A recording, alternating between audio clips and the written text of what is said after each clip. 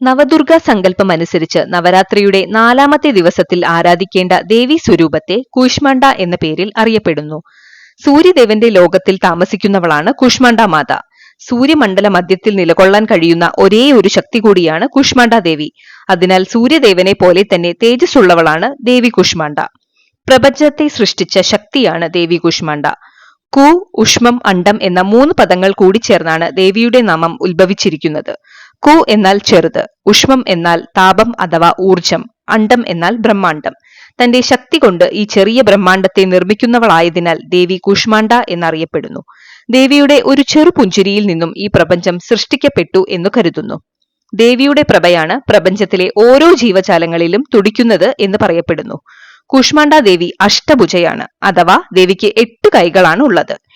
7 കൈകളിൽ യഥാക്രമം കമണ്ഡലു, വില്ല്, അസ്ത്രം, കമലം, അമൃതകുംഭം, ചക്രം, ഗദ എന്നിവ ധരിച്ചിട്ടുണ്ട്.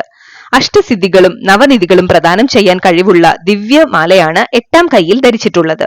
കൂഷ്മാണ്ഡ ദേവിയുടെ വാഹനമായി കരുതപ്പെടുന്നത് സിംഹമാണ്.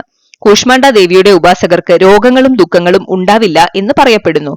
കൂഷ്മാണ്ഡ ദേവിയുടെ ഉപാസനയ്ക്കായി ജപിക്കേണ്ട മന്ത്രം ഇപ്രകാരമാണ്: സുരാ സമ്പൂർണ കലശം രുതിരാപ്ലുതമേവച്ച ദദനാ ഹസ്തപത്മാഭ്യാം കൂഷ്മാണ്ഡ ശുഭദാസ്തുമേ.